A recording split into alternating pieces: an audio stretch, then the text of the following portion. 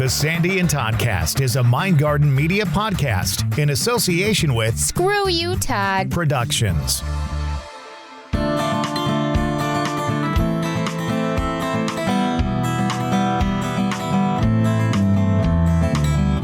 This may be this week the most timely episode we've ever done, and it's all by mistake.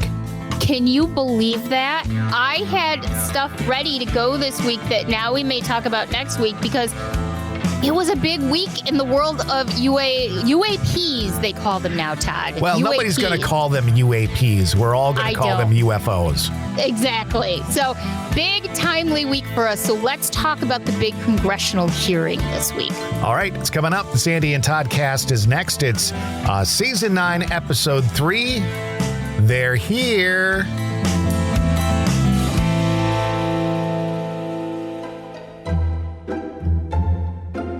Hey guys, it's me, Sandy. And this is Dave, better known as #Poor Dave. We don't always call you that. Anyway, in case you didn't know, Dave and I are part of a great new show called Empire Spirits. It's where we hunt lots of ghosts in some of the most well-known bars and restaurants in central New York, along with a great cast of characters. Yep, Bill Vinci, Michelle Classic, Ryan Vinci, Lafayette Cunningham, and Heather Elias.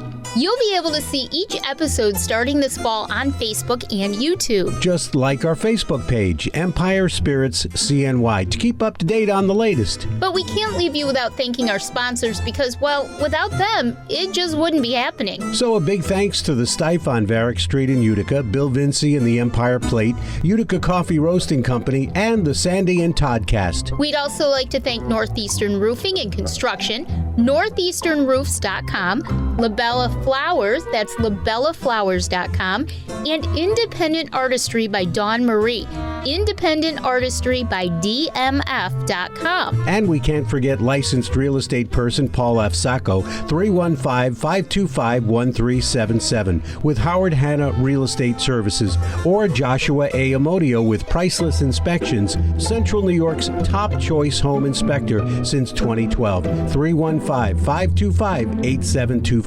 Now, back to the show. Broadcasting from two very different yet magical places not found on any map. Get ready to discuss the strange, weird, ghostly, crazy, spooky, and odd things that take place around us each and every day, all while having a little bit of fun. This is the Sandy and Toddcast.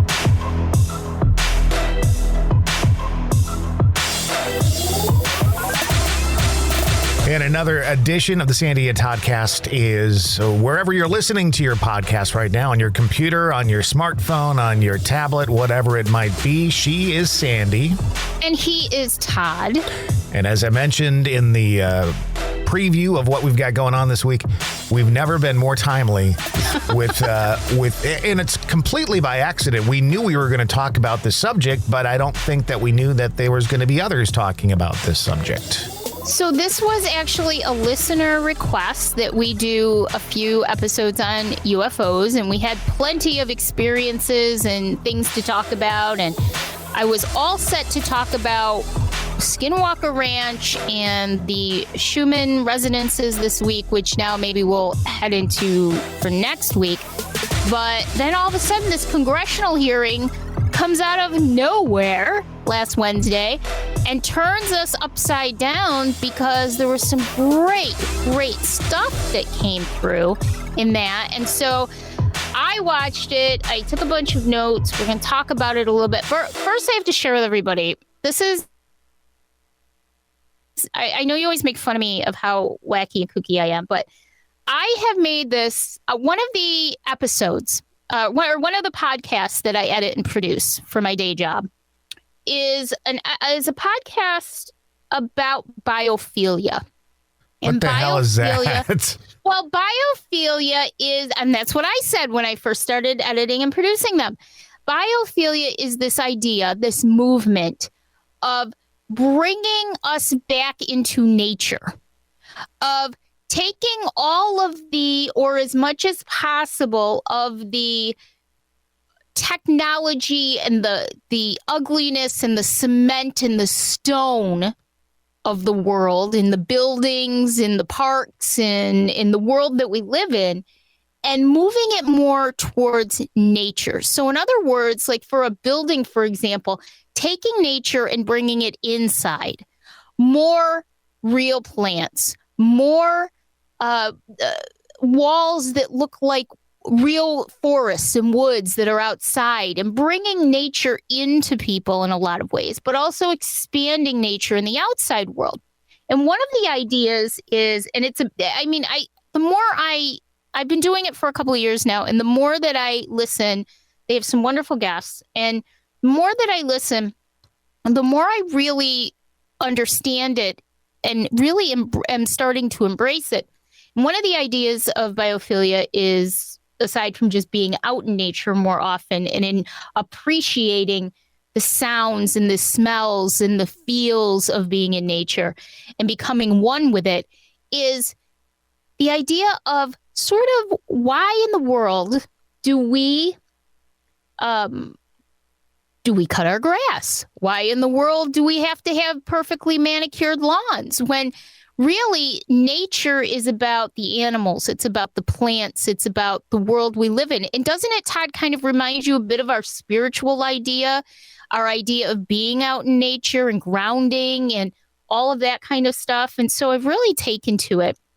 And in the past couple of summers, especially this summer, I've really started to, yes, we mow our lawn, we mow our front lawn, we mow our back lawn, but we have a nice big lawn. And in the far back of it is sort of brush and plants. I've allowed the plants to grow up there, and the wildflowers and all kinds of stuff. And along the side of the backyard and along our fence, we don't really trim as much anymore.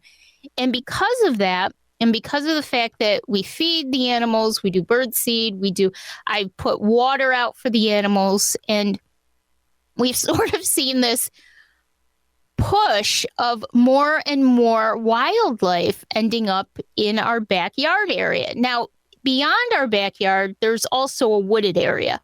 So we've always had chipmunks and squirrels and, things like that, but we have bunnies that come and visit us. We had a few ducks, a mallard, female and male pair, came a few summers to enjoy our seed.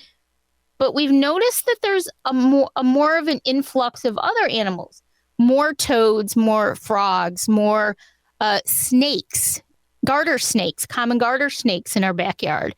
And so it's sort of turned into this like little mini zoo that I have going on back here. And we have the cameras. What are the cameras called that you have? The door cameras, the Ring.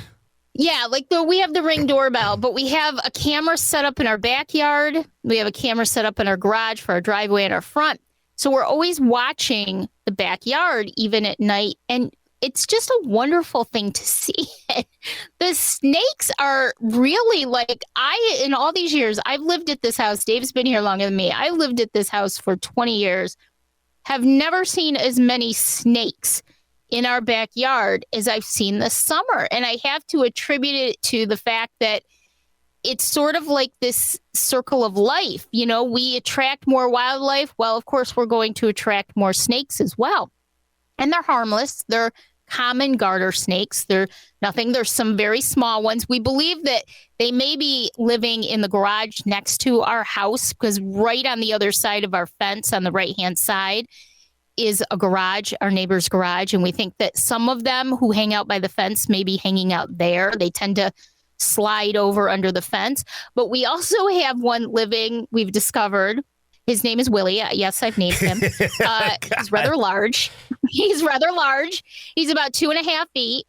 And we had a wood pile in our garage of seasoned wood that we would take to camp. And Willie is living in our garage, in our wood pile. I just saw him this morning. He's pretty relaxed about the whole thing. And he's completely harmless. But what he's doing is he's actually keeping our garage mouse free. And so actually snakes are really, really good for your environment. I just saw another little one slipping around. There's some small ones around too.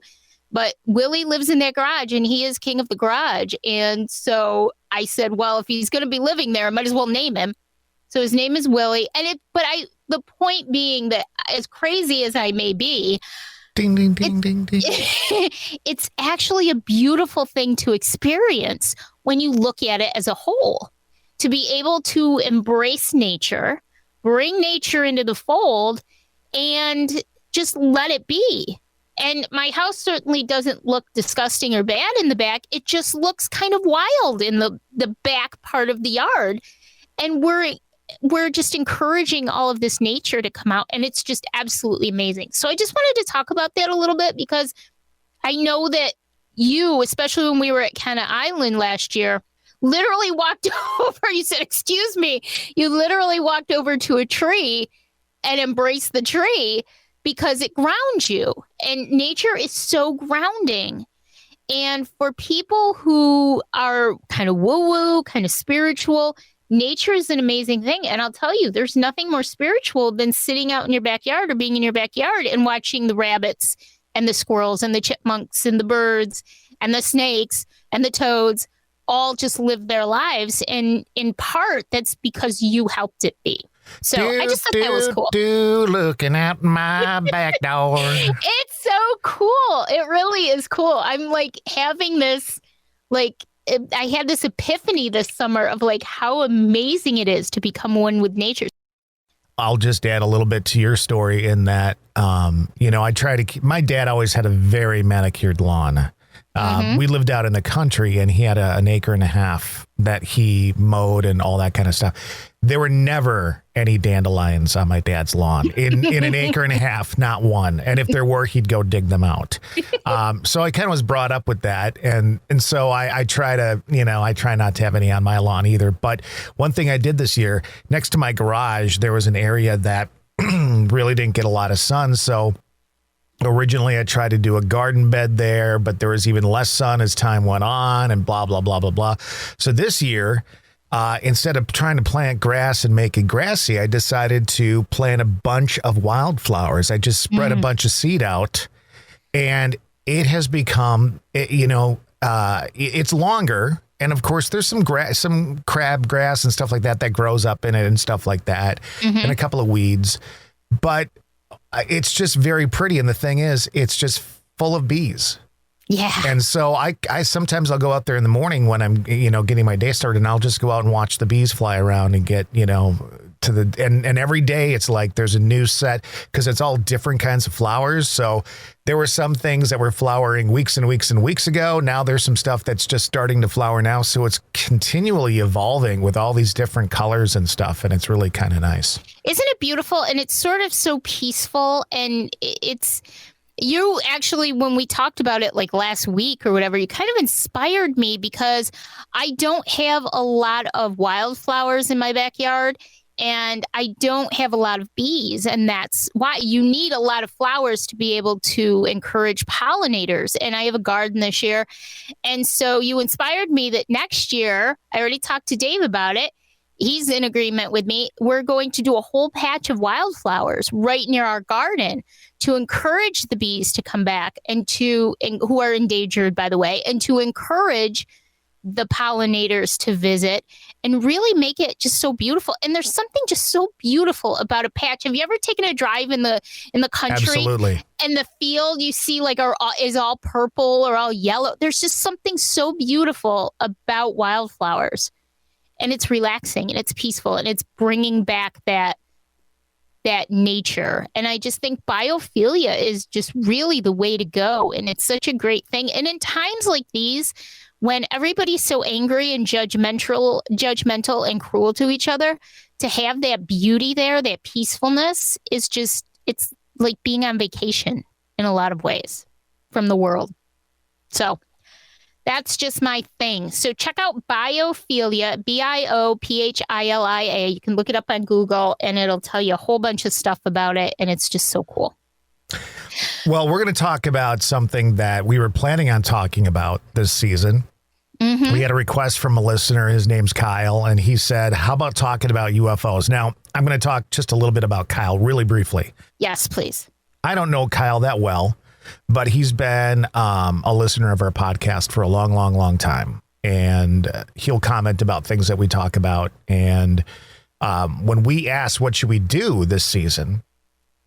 He said, would you please talk about UFOs? Because he started really getting like focused in on them. Like he was seeing the news that was coming out, and he was, and I think he was actually feeling some anxiety over it. We had all those flying things that were coming over the country several months ago, and there's balloons, and then there's this unexplained thing and that unexplained thing. And that's just kind of wrapped up to the point where we decided to do a podcast this season about UFOs, now known as UAPs.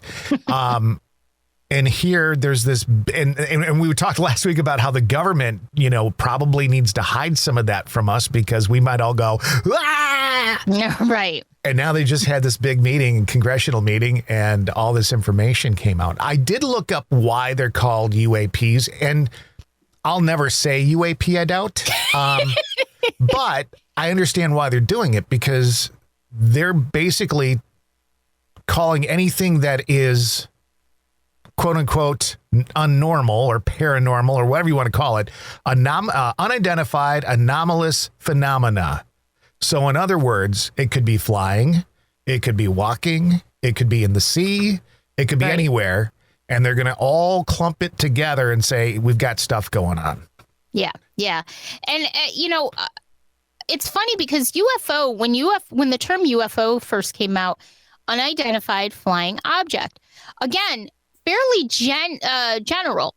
Right. It wasn't supposed to be. It wasn't intended to be aliens primarily. It was supposed to be UFO is now associated with basically purely alien. Right. But back then, it was just anything that they couldn't identify, which could have been another country's technology. It could have been anything in the air. It could have been a bird. It could have been something. We just don't know what it is.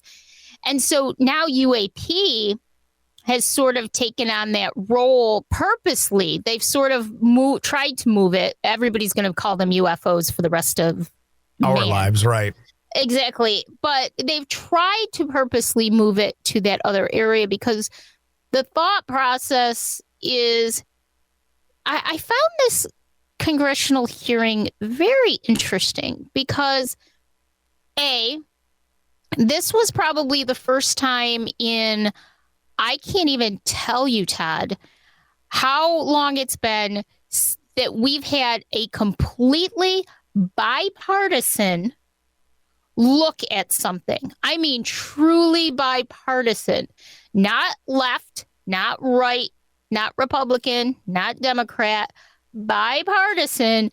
Everybody is in agreement that they want to know what the hell is going on right now. Well, and this goes back to the conversation we had last week about how, like, let's say aliens came. All of a sudden, all these countries that are at war would have to come together to figure out what the fuck to do. Well, wasn't that fun? I was thinking about that. I can't remember who was it. Jason Offit, I think, was our author that we had a few seasons ago, who did a fantastic book about cryptids, and he's done tons of books, UFOs and aliens, and we all kind of got on that conversation about we're all at war with each other, but if we were forced to deal with something like aggressive alien life forms, we'd all be together in this.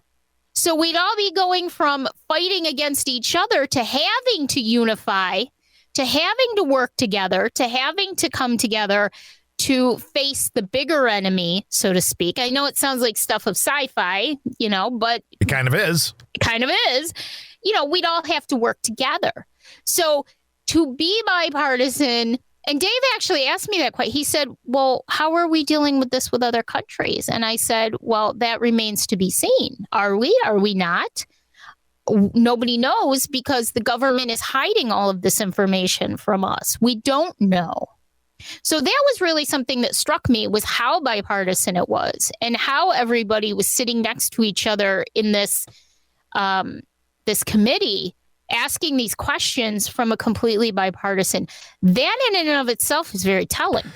Yeah. And when you think about congressional hearings like this, It doesn't matter where they take place.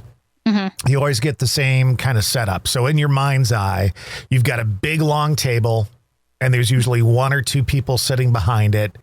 And then across from them a ways is this big counter with people from Congress in there, right? All these, right. And they ask questions back and forth, and sometimes it gets kind of heated.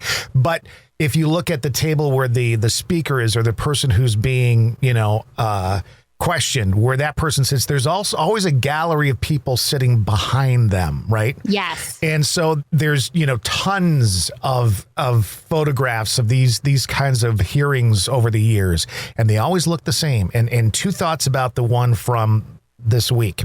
Number one, I guess I realized it, but I never realized it, that basically if you were a man and you were wearing a tie, it was either red or blue. Apparently you're not allowed to wear a green tie at one of these hearings. And the other thing is, just looking not only at the three people that were sitting there, Ryan Graves, David Grush, and David Fravor, I believe it is. Yes. A lot of the people behind them, and even David Grush, looks like they could be alien. Like there could be aliens in that group as we look back there. If you look at some of these people, it's like there's one and there's one, Well, not to get off the topic too much, but there are some people who believe that aliens literally are walking among us. Of course, yes. And who's to say that they're not? Who's to say that they're not at this point? And you know what? The other thing that struck me as interesting is that the people on the committee who were asking the questions, they are not necessarily saying that they believe that there are aliens. They're saying they believe that there is something going on that the government is not telling us about. Right. They're not saying it's aliens, or that they may believe it's aliens, but some of them may also just believe, they've spoken out, that there may be other technologies from other countries that are a real threat to our military, to our, civilians, our civilian aircrafts that are out there. And we're not doing enough to find out what this is, or if we are, there's no transparency there. So it was just very interesting to watch the people on the committee themselves, let alone the witnesses, to watch and listen to what they're asking and how they're interpreting the answers that they get. So it was just really interesting. So I did take a few notes. I'm going to run down some of the big thoughts from the conference and see what you think about them. Okay. Before you start, I just want to add one more aside note. Oh, yeah. Here in Oshkosh, where I live, Oshkosh, Wisconsin, we had the EAA this week, the Experimental Aircraft Association, and they had... they have all these big presentations. They had a presentation on UFOs too. And the other thing that was very, very interesting, there is a company that is creating aircraft for single individuals. And it's going to be within our power to have these things very soon. Like for about $200,000, you're going to be able to have an aircraft that you can park in your garage and go in the air and fly to, see a friend or whatever, half a state away or whatever that is. What's stopping them right now is battery power on these things only lasts about an hour. So once that technology ramps up, which it will, right? It will. Sure. And before you know it, we're going to be visiting people. And instead of taking our car an hour or two north to visit, you're going to fly this aircraft at, 100 miles an hour or 80 miles an hour or whatever it is. It's crazy. And these things look like giant drones. They've got the same kind of wings and stuff like that. It's amazing. It's amazing. Crazy. Well, two things. Number one, did not the Jetsons get all of this right? They did for the most part, I think they did. They really did. They had Zoom meetings. They had, you could get in these little vehicles and fly. I mean, the Jetsons really had it, I think. So anyways, but now last year when we were out there, we just missed this big conference by like a week, I think it was, a week or 2 weeks. And, what was really neat was the other day I was on Instagram and I follow Ben Hansen, who's done a ton of UFO related shows and different things. And he was actually there live. He's within a group. Was with a group this weekend. I think they were called Enigma, if I'm not mistaken. But they were giving talks all weekend, to your point, about to pilots and people about UFOs. Yep. And recognizing things and how to conduct yourself and what to do, because it is becoming important. And I don't think that people realize how common sightings of UAPs, UFOs, whatever you want to call them, how common these sightings are. Yeah.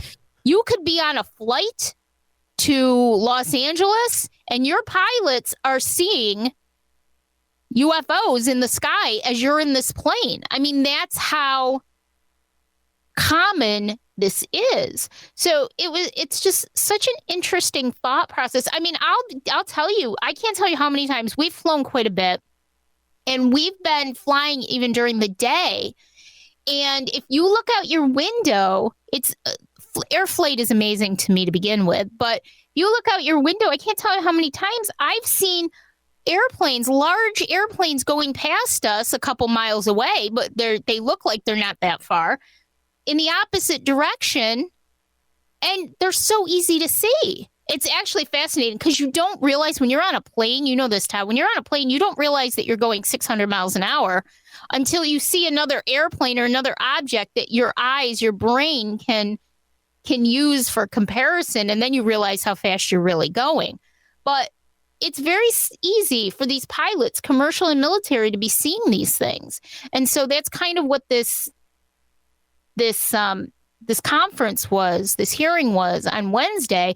So there were 3 former military officials, okay?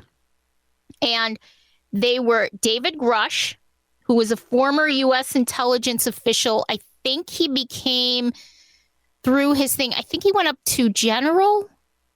I think he went as far as rank of general. All right. Ryan Graves, who is a former Navy pilot, who also has started a group now to try to lobby for more, and we'll talk about this, more transparency and an easier platform for reporting. And then there was David Fravor, who was a former Navy commander, and he was actually involved in, if you guys remember, what was it, 2019, I think, when they released a couple videos of military engagements with UFOs. Right. There was one called the Tic Tac video. He was actually involved in that. That was, I think, his video that was being done. So you've got these 3 high-ranking former military officials sitting at this table in front of this bipartisan committee answering these questions. So the committee is really taking it seriously, because even though they don't necessarily believe that it could be aliens, they do feel like whatever it is cannot be explained away easily. So balloons, drones, optical illusions, even the blinking lights of a commercial airliner, they know that that's not what it is. So what is it? Could it actually be something that poses a threat to our military, our civilian aircraft, our civilians in general? So that's why they're taking it so seriously. And I think a lot of them have been taking it seriously for years, but just never had been able to push it to this point now. And so I just have to thank personally, they'll never hear this, but I have to thank these 3 men personally, because without them, this may not have even gotten to this point. So during the hearing, they told of some personal experiences that they had. They spoke about the repercussions of speaking out, because there are repercussions because you're in the military. And if there's some sort of thing, I don't understand it fully, but it's like the whistleblower. When you file paperwork to report things like this, it's a whistleblower doctrine or something like that, they call it. And you have to report it. It goes all the way up to like the inspector general, something like that. And so they asked David Grush specifically about his experience with that, if he received any retaliation for speaking out previously and everything. And he said, oh my God, yes. He said, I can't even begin to tell you the things that they've done to try to ruin my career, my identity, who I am. We all know the story of Bob Lazar in Area 51. They did the same kind of things to Bob Lazar, only I can imagine David Grush got even more of that. They asked him if he knew of anybody who had spoken out who was murdered as retaliation. And he said that it was very interesting and very telling the way he answered the question. He said, I do know of things, but I can't speak about them in a public forum.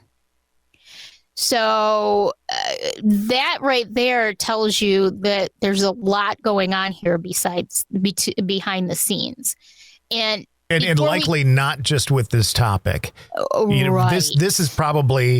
This is a topic that we're talking about now, but there's so many layers to this. This stuff kind of goes on all the time. Come on, Todd, let's face it. We all know that this stuff is going on. We all know it's been going on for years. We all know that there are little teeny tiny sub-government places way down, deep down below that nobody knows about. Hardly anybody ever in this country knows about. The government doesn't know about these little subsets of things where horrible things are going on that we'll never know about because they're so hidden deep into things. And we all know that this stuff goes on. We all know the experiments that have been done in this country over the years on unsuspecting civilians, on let's talk about the Manhattan Project. That would be a great one to talk about. The Manhattan Project, where people who were dying were given things like, I don't know, plutonium when they were developing the nuclear bomb to see how much a body could handle before it was destroyed. They were giving these things to people who were dying because they figured they were going to die anyways. I mean, we're talking about experiments on our military soldiers. I mean, I could go on and on, but we know that the government is capable of this. Let's just leave it there. I just want to say this. We know that the government is capable of this. Just for safety reasons, the voice you're hearing is Sandy. It is not mine. And I don't necessarily agree or disagree with anything said today on the podcast. But we basically know. Next week, it's the Sandy and Toddcast. Sandy doesn't show up. We don't know where she is. We know that the government is capable of things. And all the things that I just mentioned are well known. They're all well known. It's no secret.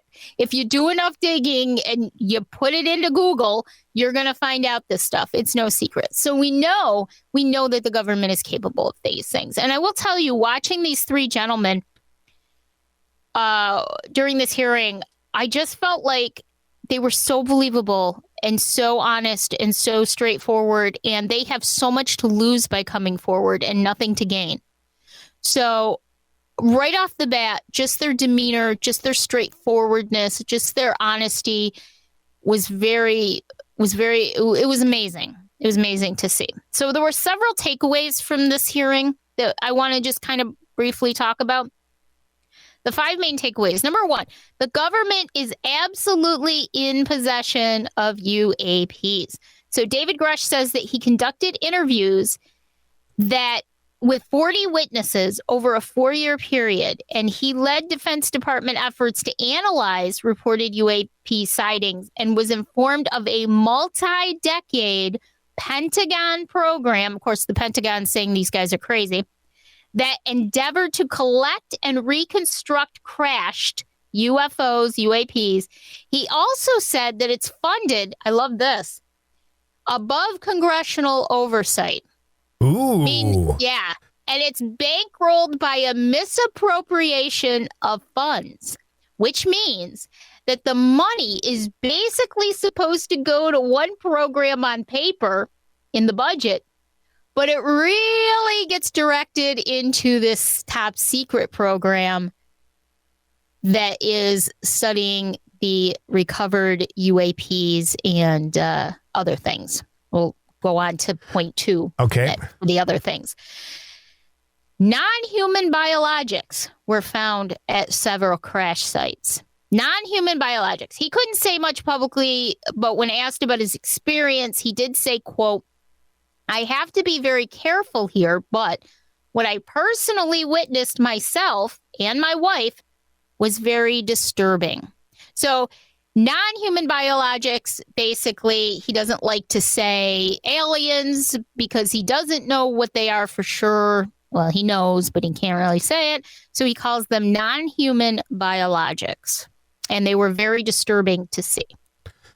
I think that I would probably not sleep at night if I were these guys. Serious from the stuff you've experienced and from just fear that, things are going to blow up on you. The more I watched this, the more creepy crawly it felt, because I can't even imagine what this man has seen. Right. What he has witnessed, what he has been told. Right. I mean, a lot of the stuff he can't divulge. But, yeah. Takeaway number 3, there is no safe and transparent reporting process. So Ryan Graves, remember, he was the former Navy pilot. He says that the federal government needs to establish clear channels to communicate UFO or UAP information with both the public and the military, and said the military should establish a comprehensive reporting process for UFOs. He said that military pilots do not feel adequately briefed on UAPs, which he said leaves them unprepared to respond to UAP encounters. So basically, if they don't know enough, if they're not given the information because we're all hush-hush about it in the military, they don't know how to respond correctly when they see them. Right. Which can lead to the end of lives, essentially. Right. And that's just not military pilots, he says, who have seen them. He says commercial pilots have too. And that it happens a lot. And especially they mentioned this. I thought this was interesting.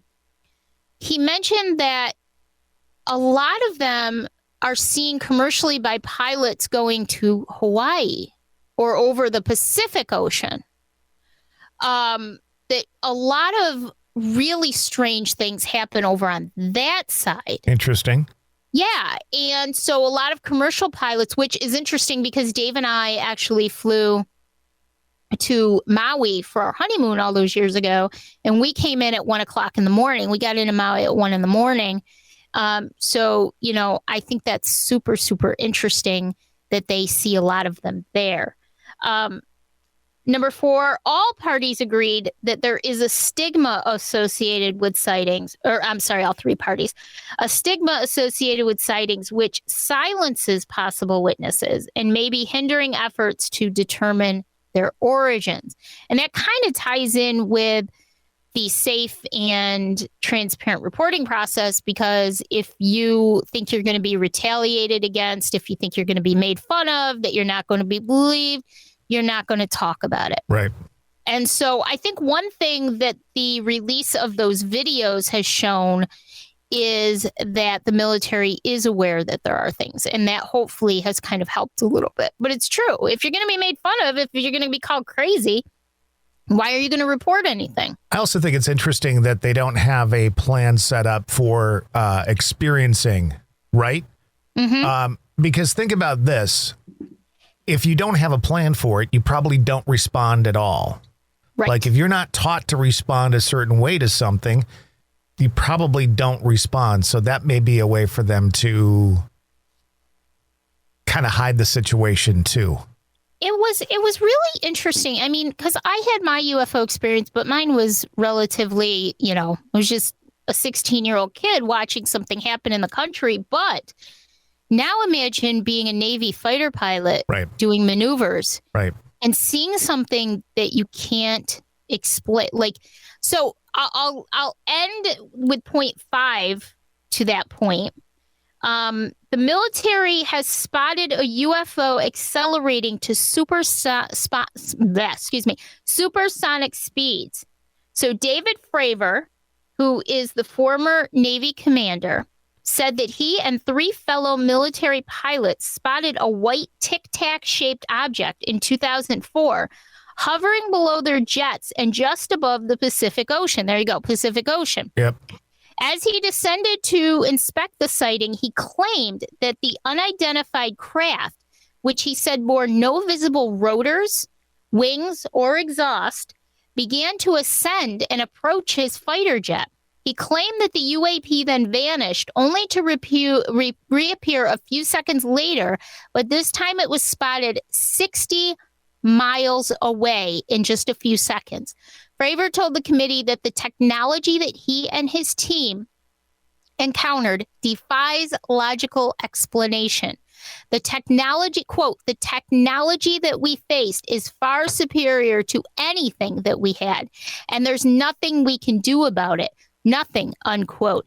He also went on to say that he did see, I don't know if this is the same sighting or different sighting that he was talking about, but he witnessed an object in Category 4 hurricane winds with an airspeed of 0 Mach, meaning it literally was standing still in Category 4 winds. So we're talking about 160 miles an hour winds. And normally, think of it like a fishing bobbin in the water. The bobbin is light, so it's going to go with the current, whichever way the current's going. This object literally sat in the middle of Category 4 hurricane winds and did not move, and suddenly accelerated to 1.1 Mach speed. Now, Fravor says that it was far beyond any material science that we possess in modern times. But that's something that we could never do with what we have. And he is not aware of any of our enemies that has those capabilities. Now, you tell me that that's not incredibly disconcerting, that we, even our enemies, nothing that they know of is capable of doing that. That's like you or I. We've been outside in a thunderstorm with winds, or when it's just really windy, and even us as human beings, you weigh a good amount. We get pushed away. We get pushed in the winds. So how can an object in 160 mile an hour winds just be sitting there and not moving? That takes incredible technology. So I was just blown away while watching these men tell their stories, be honest. A lot of the reaction is, well, we told you so. We all knew this was going on. We all knew that this was happening. This is the beginning of the end as far as a cover-up. And there's also the scientists who are saying, well, it's still not scientifically something we can prove or disprove. But again, science can be very subjective. Science is only what we have the understanding of. Yeah, and right. I don't know if it's necessarily subjective, but but I understand what you're saying. We only know what we know. And we only know what we know until we find out that something we think we know is not what we know. It's it's the whole thing. Like it's everything, right? I mean, it's the sun rises and falls. No, it doesn't. It's all that kind of stuff. Yeah. And while we're advanced, obviously we're not as advanced as maybe another universe or another life form as advanced as they are. In the grand scheme of things, I think it's very stupid of us. I think we even said this last week. It's very stupid, very naive of us to think that there's in all of the the millennia, that there is nobody else and that we're the smartest ones out there. Well, I think we can just look in general. Just do me a favor. Go to your local Target, or better yet, go to Walmart and just look at the folks. And if you think by any stretch of the imagination that these are the smartest individuals in our pajama pants anywhere in the universe, if that's what you believe, just pick up your banjo, put a piece of straw in your mouth, and sing them old cotton fields back home, because we're just stupid when it comes to so many things. And it ties into paranormal too. Like we can't necessarily completely scientifically prove it. There are pieces of science we can use that say, hey, this is interesting or this is not quote unquote normal. But we even in the paranormal world of of investigating energies and spirits and stuff like that, we can't be scientifically 100% sure that anything exists. Exactly. Even though we've had all these experiences, it's so similar in so many ways. It is. And again, the science that we have today is not the science that we had 100 years ago or 150 years ago. We had to discover new things. So just because science can't prove or disprove something right now does not mean that it doesn't exist. Right. It just means that we don't have the capability at this point to prove or disprove it. And I think that's kind of an idea that people don't really think enough about. It's that science is not the be all end all, because it's only, like you said, it's only what we know at this point in time. Something could happen tomorrow that science discovers proof that they can scientifically prove that ghosts exist. Yep. But today they don't have that. So today, according to science, ghosts don't exist. Tomorrow they might. It is interesting too, and I don't know if it's because we've talked about it or maybe because I was at the EAA and I've been following a lot of their stuff on social media. But there's a new movie out. And I wanted to mention it because it came to mind. But, for me, I think our generation, probably the movie, and I'm not talking about Close Encounters of the Third Kind or the whatever that was all about, or, Space Odyssey and stuff like that. I think the movie that kind of made us go, ooh, ah, about aliens was possibly E.T., right? I mean, we all loved that movie. Here's this little guy. I think he crashed or something on the planet. He wanted to go home and all this kind of stuff.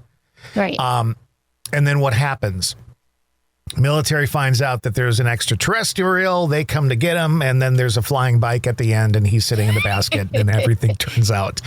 So, but there's a new movie out that's coming out this year and it's called Jules, Jules. And it's about old, like in this movie, in E.T., it was all about little kids mostly, right? The kids and E.T. interact. They're the ones that find him and he, whatever. In this one, it's elderly people. And they see an aircraft that crashes on their property. And here's this individual.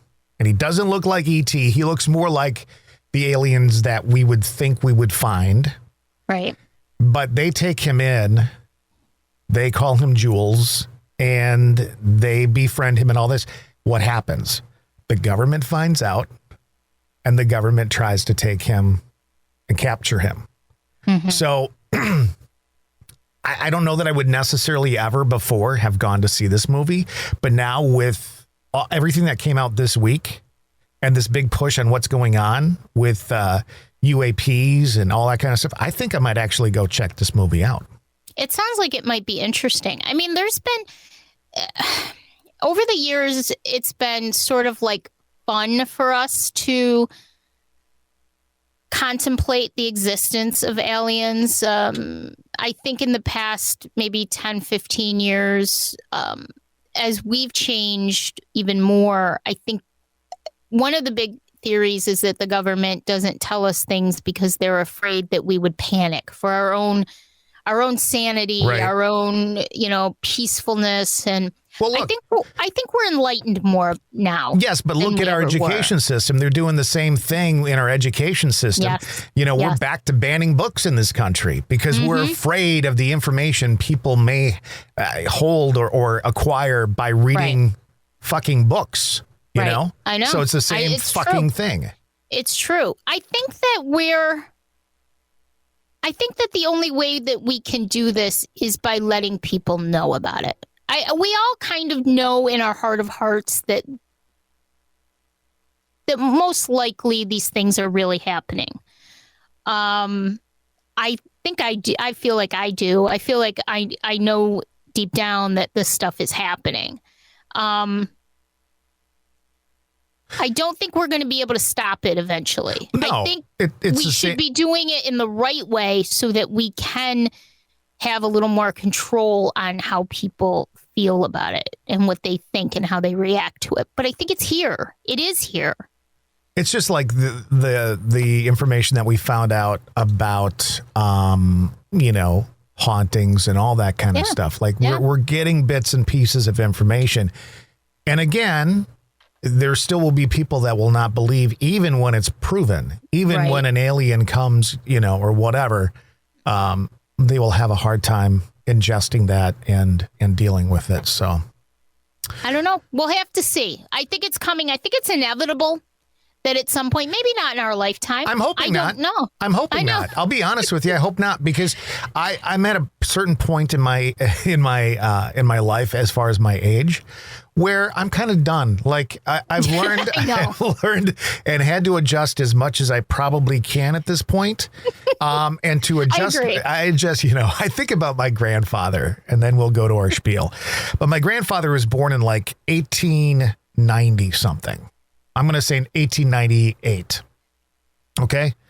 He lived to be 98 years old. So he lived almost 100 years. Think of what the world was like in 1898 as opposed to 1996. Yeah. All right.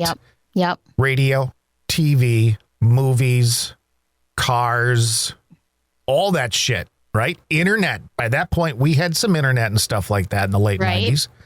That was all new tech. I mean, that all happened in his lifetime. Can you imagine?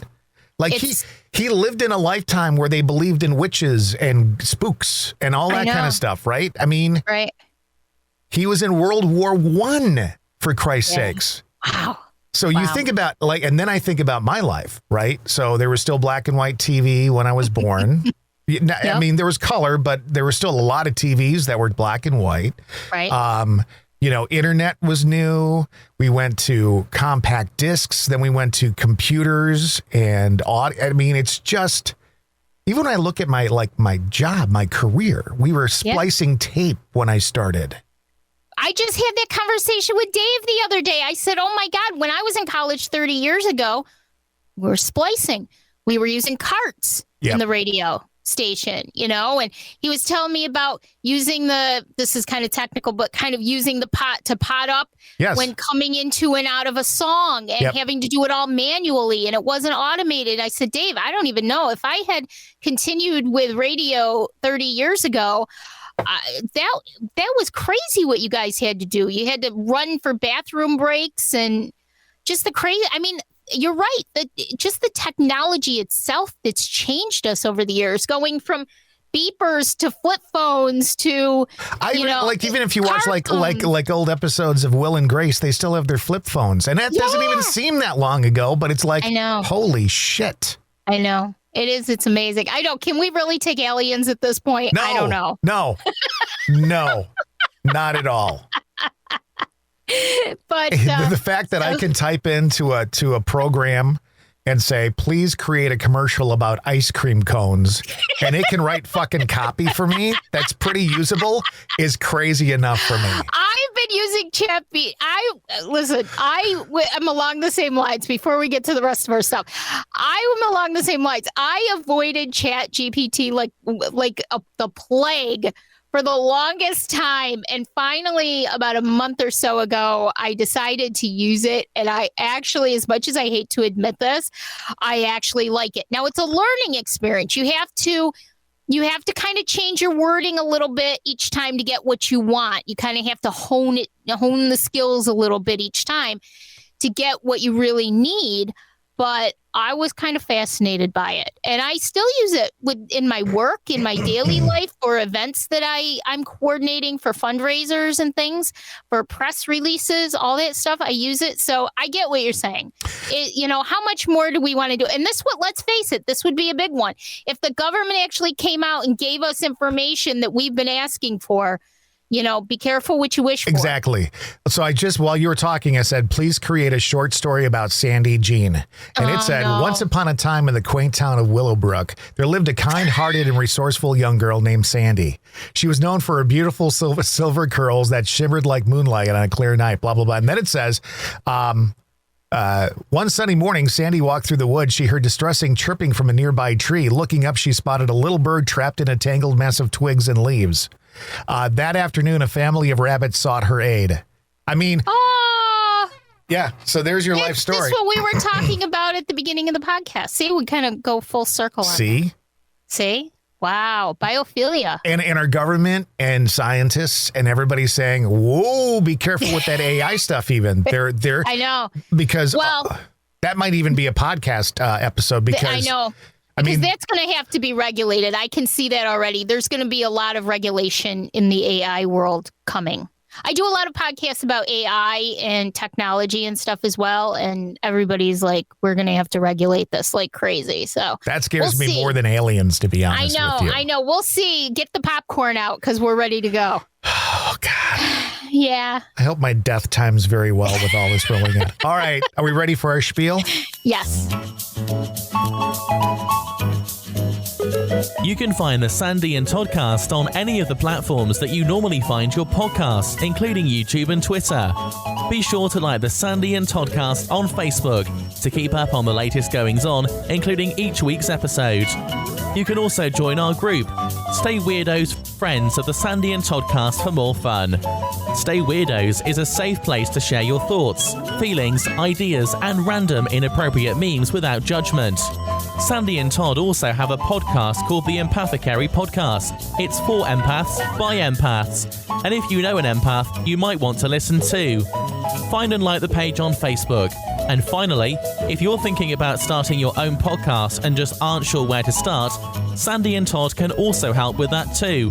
Mindgarden Media is their latest project where the dynamic duo can guide you every step of the way in your podcasting journey. Editing, producing, and consulting is what they do. Like Mindgarden Media on Facebook or email them at themindgardenmedia@gmail.com. And as always, thanks for staying weird. There's the spiel. Normally, we would have a card reading from Lorna. I did not get one this week, but I do want to let you know something very briefly. For the entire time I've known Lorna, she has been working on, she's very artistic, and she's been working on her own deck of cards. Like she created a card deck. You know, when you think of tarot and angel cards and stuff like that. Right. She created her own deck. And for a while, she had put it away. I think she got to a point, you know, when you're on a project like that and there's some passion behind it. Yes.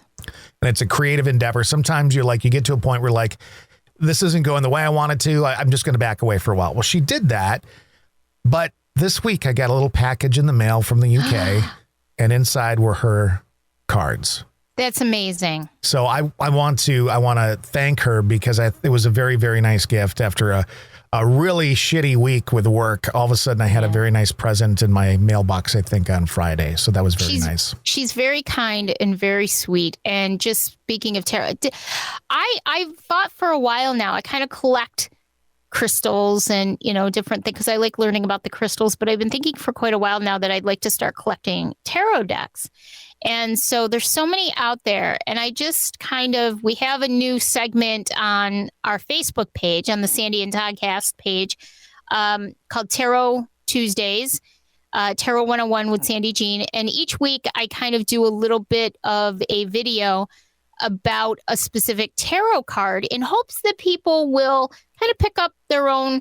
You can do any tarot card deck and start to learn about them a little bit and what they mean. And so be looking for that. That's just a little project I've been working on. We're doing that. And I'd love to start collecting some. Did I send you, before we say goodbye, did I send you the Golden Girls one? Yes, deck? I've got it. I did. Yep. I did. I sent you the Golden Girls. I thought that was kind of cute. But they have tarot decks that are just amazing. There's all kinds of them. There's even an Edgar Allan Poe themed tarot deck, which I love. I know. I love him. I know. So get out there, check out the the Tarot 101 that I do every Tuesday. It's released every Tuesday on our page, and you can learn a little bit about what each card means. So that'll be ongoing for a while. So I have to do a very quick retraction of something that I said. I said that we did not get a reading from Lorna. And in the busyness of this week, I just kind of went through the chat one more time to check, and there it's sitting. Oh, so should I play it now? Yes. All right. I would love to hear it. This is from our good friend Lorna in the UK. It's your weekly reading on the Sandy and Toddcast. Hi everyone. Here's my card of the week. This week it is from the Nature Whispers Oracle. It's a really beautiful deck, and I recommend you check it out. This card is Breakthrough. I feel like it's going to be a breakthrough week for some with significant impact. For others, a glimmer of hope, because it will deliver whatever's needed for each of us as individuals. There's butterflies in the card, and for me that represents new opportunities. There's a real sense of freedom and release from things that have been weighing people down. I feel that if this doesn't necessarily resonate directly with you, it's actually highly likely that you will witness this shift in someone in your life. I want to say that fictional walls are starting to come down. And I say fictional because so often we can be guilty of creating such walls and boundaries via our own concerns of self-protection. It's actually a really natural human thing to do. It's part of the process towards believing that the universe has your back. But now it's time to trust and believe in that universe and the support it has for us as individuals and as a collective, especially as we are now heading towards the peak of the Lion's Gate portal on the 8th of the 8th.